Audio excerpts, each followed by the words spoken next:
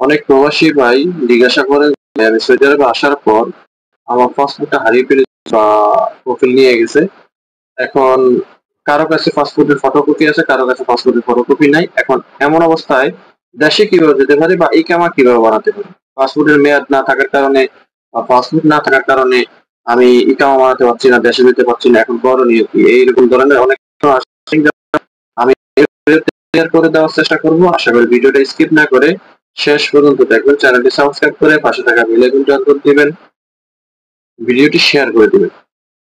আমি প্রথমত বলবো যে আপনার পাসপোর্ট যদি হারিয়ে যায় বা কফিল নিয়ে যায়, তাহলে সেই ক্ষেত্রে আপনাকে কি স্টেপ নিতে হবে সেটা জানার জন্য আমার চ্যানেলে ভিডিও আছে। আপনারা সেই ভিডিওটা একটু নিচে দিকে গেলে পাবেন। কফিল পাসপোর্ট না দিলে করণীয় কি, এই বিষয় নিয়ে ভিডিও আছে। তো আপনারা সেই ভিডিওটা দেখে আসতে পারেন। আজকে বলবো যে পাসপোর্ট না থাকাকালীন ফটোকপি দিয়ে বা ফটোকপি যদি নাও থাকে দেশে কিভাবে যাবে সেই বিষয় নিয়ে কথা বলবো। তো আমি প্রথমত বলবো যে আপনার যদি পাসপোর্টটা হারিয়ে যায় এবং সেটার ফটোকপি আপনার কাছে আছে, কিংবা পাসপোর্টটা কফিল নিয়ে গেছে সেটার ফটোকপি আপনার কাছে আছে, এখন আপনি দেশে যাবেন, কিভাবে যাবেন? দেশে যেতে হলে আপনাকে সহজ রাস্তা আমি বলি, সেটা হলো ফটোকপি যেহেতু আছে, ধরে নিতে পারেন আপনার কাছে পাসপোর্টটাই আছে। ফটোকপি থাকা মানে আপনার কাছে পাসপোর্ট আছে, ঠিক আছে? তো এখন দেশে যেতে হলে তো আপনার পাসপোর্ট লাগবে। কি করবেন? যেটা করবেন, পাসপোর্টের ফটোকপিটা নিয়ে সোজা জেদ্দা কনসুলেট অথবা রিয়াদ দূতাবাসে যাবেন। আপনি নতুন পাসপোর্টের জন্য ইস্যু করবেন বা আবেদন করবেন। তবে মনে রাখবেন, পাসপোর্ট যদি হারিয়ে যায় তাহলে সেক্ষেত্রে আপনি পাসপোর্ট হারানোর বিজ্ঞপ্তি দিয়ে একটা জিডি করতে হবে। আর প্রোফাইল যদি নিয়ে যায় তাহলে সেক্ষেত্রে আপনি জিডি করতে পারেন বা নাও করতে পারেন। তবে যদি আপনি জিডি করবেন, মনে করেন যে আপনার প্রোফাইলে পাসপোর্টটা নেওয়া গেছে, দিচ্ছে না, এখন আপনি জিডি করবেন, হারিয়ে যাওয়ার মতো জিডি করে নতুন পাসপোর্ট বার করবেন, তাহলে মনে রাখবেন যে পরবর্তীতে আপনি প্রোফাইলের বিরুদ্ধে পাসপোর্ট দেয় নাই বলে এরকম কোনো স্টেপ নিতে পারবেন না বা মামলা দিতে পারবেন না। ঠিক আছে? প্রোফাইল যদি পাসপোর্ট না দেয়, সহজ হিসাব, আপনি ফটোকপি থাকলে আপনি সেটা দিয়ে রিইস্যু করে একটা নতুন পাসপোর্টের জন্য আবেদন করেন। 2 থেকে 2.5 মাস বা 3 মাসের ভিতরে নতুন পাসপোর্ট পেয়ে যাবেন সৌদি আরব বসে। ঠিক আছে? তো এখন আসি যে আপনার কাছে যদি পাসপোর্টের ফটোকপি না থাকে, যাই হোক আমি ওই কথাটা ক্লিয়ার করি যে আপনি নতুন একটা পাসপোর্ট সংগ্রহ করলেন ফটোকপি দিয়ে। এরপর আপনি যেটা করবেন সেটা হলো, আপনি যদি দেশে যাওয়ার ইচ্ছা থাকে, আগে দেখবেন যে আপনার পুরাতন যে পাসপোর্টের ফটোকপিটা বা সেই পাসপোর্টের মেয়াদ আছে কিনা। যদি মেয়াদ থাকে, দেশে যাওয়ার ক্ষেত্রে যদি আপনার মেয়াদ থাকে, তাহলে আপনি পুরান পাসপোর্টটারে দিয়ে আপনি এই ফাইনাল এক্সিট অর্থাৎ খুরুজ নেহায়া লাগাবেন। তারপরে নতুন পাসপোর্ট দিয়ে আপনি টিকিট কেটে দেশে চলে যাবেন। That's enough. এটুকুই আপনার প্রয়োজন। আর যদি দেখেন আপনার পুরান পাসপোর্টের মেয়াদ ছিল না, এখন ফটোকপিতে নতুন একটা পাসপোর্ট বানিয়ে আনছে, সেক্ষেত্রে আপনি দেশে যেতে হলে আপনাকে যেটা করতে হবে সেটা হলো নতুন পাসপোর্টটাকে আপনাকে মালুমাত করতে হবে। ঠিক আছে? বা আপনি একবার চেষ্টা করবেন মুক্তব আমলে গিয়ে পুরাতন পাসপোর্টে খরচ লাগানোর জন্য। ঠিক আছে?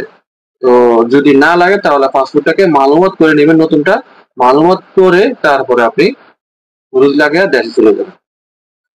এই গেল পাসপোর্ট রিইস্যু করে কিভাবে দেশে যাবে।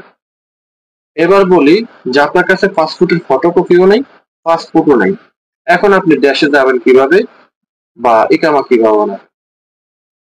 আপনি পাসপোর্টের যদি ফটোকপিটা না থাকে, আপনি আফসার অ্যাকাউন্টে ঢুকবেন। আফসার অ্যাকাউন্টে ঢুকে আপনার পাসপোর্টের নাম্বারটা নেবেন। ঠিক আছে?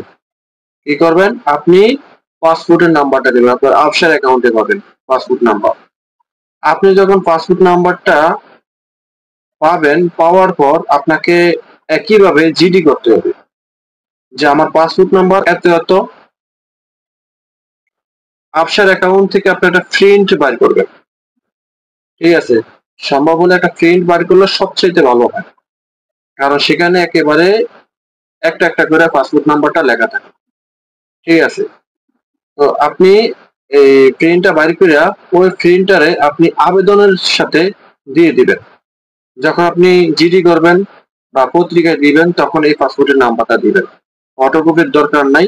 আপনি সোজা এম্বাসি বা এই দূতাবাসে গিয়ে আবেদন করবেন জিডি কপি দিয়া যে আমার এই পাসপোর্ট নাম্বার এত এত এত তারিখে বা এতদিন আগে আমার পাসপোর্টটা হারিয়ে যায়, এখন আমার নতুন পাসপোর্টের প্রয়োজন। ঠিক আছে।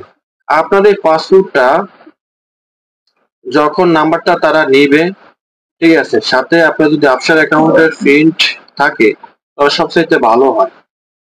ঠিক আছে, সবচাইতে কি ভালো হয়। তো আপনি যদি এই সেটা জমা দেন, জিডি কপিটা জমা দেন, তাহলে আপনার নতুন আর একটা পাসপোর্ট পাওয়ার সম্ভাবনা একেবারে 100%। যদিও এখানে শুধু পাসপোর্ট নাম্বারটা হলে একটু সময় লাগে পাসপোর্টটাকে ভেরিফাই করতে, কারণ পাসপোর্ট নাম্বারটা দিবেন আপনি সৌদি আরবে থেকে, আর এটা আপনি বাংলাদেশে এই মানে বাংলাদেশে যখন পাঠাবে এম্বাসি থেকে তখন সেখানে একটু ভেরিফাই করতে সময় লাগে। ঠিক আছে, তারপরে কোনো অসুবিধা নাই, আপনার পাসপোর্ট নাম্বারটা হলেই হবে। সাথে এই আফসার অ্যাকাউন্টের প্রিন্ট আউটটা দিবেন। আফসার অ্যাকাউন্টে ঢুকে পাসপোর্ট অপশনে গিয়ে ক্লিক করবেন, সেখানে আপনার পাসপোর্টের ডিটেলস চলে আসবে। ঠিক আছে, পাসপোর্টের কি ডিটেলস চলে আসবে। আশা করি বুঝতে পেরেছেন। ঠিক এইভাবেই আপনারা পাসপোর্ট সংগ্রহ করবেন।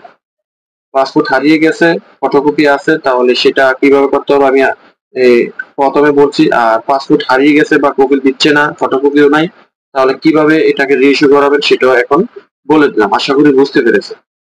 এবার আসি, কফিল আপনার পাসপোর্ট আটকিয়ে রাখছে, আপনি দেশে যাবেন, এখন আপনি পাসপোর্ট রিইস্যু করাবেন না, ফটোকপিতে দেশে যাওয়ার জন্য ব্যবস্থা কি?